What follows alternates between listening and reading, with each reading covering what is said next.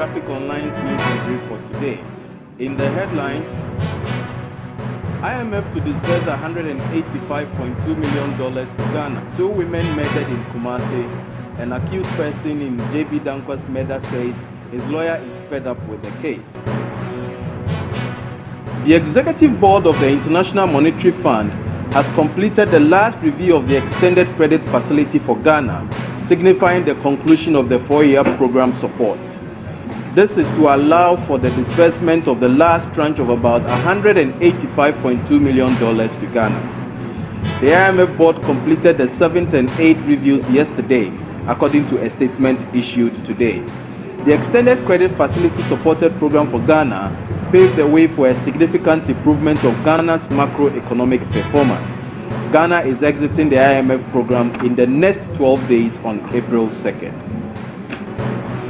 Residents of the Kumasi suburb of Abripo woke up this morning to shockingly discover the bodies of 2 middle-aged women dumped near a stream in the community.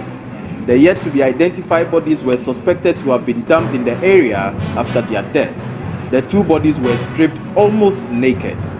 Whilst one of the bodies was lying in a supine position, with her trousers almost pulled down and exposing her private part with blood oozing from her mouth, the other was in a kneeling position, with the chest face down to the floor, with no underwear. Some eyewitnesses say the faces are not known in the community and believe they may have been killed elsewhere and dumped in the area. Police have since carried the bodies to the morgue and initiated investigations. Daniel Lesiedu, the man believed to have murdered former Abuakwa North Member of Parliament JB Danquah in 2016, says his lawyer is fed up with the case. According to him, the lawyer, Mr. Augustine Obo, has told him that the state was frustrating his efforts to adequately defend him.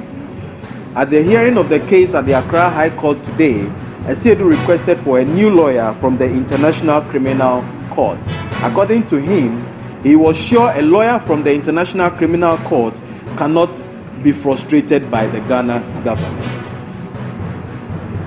The Human Rights Advocacy Center is demanding the whereabouts of the commercial bus driver and his conductor, who have been remanded in custody for allegedly assaulting a police officer.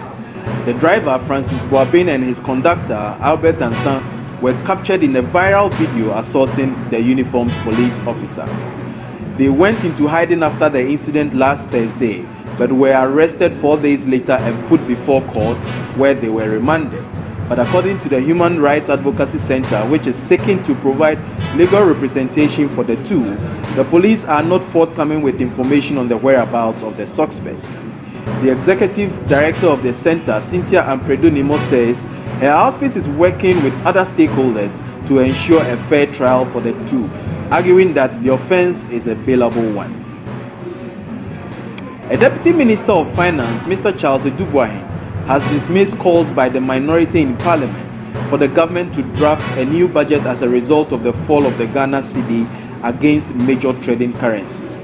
The minority yesterday called for a new budget which they say is to save the economy from the current vulnerabilities triggered by the depreciation of the cedi. But responding to that call, Mr. Edubwahin discounts such claims, saying issues with the currency are being resolved.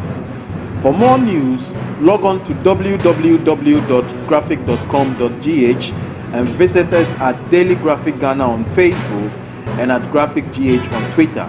I am Enoch Dafa Frimpong.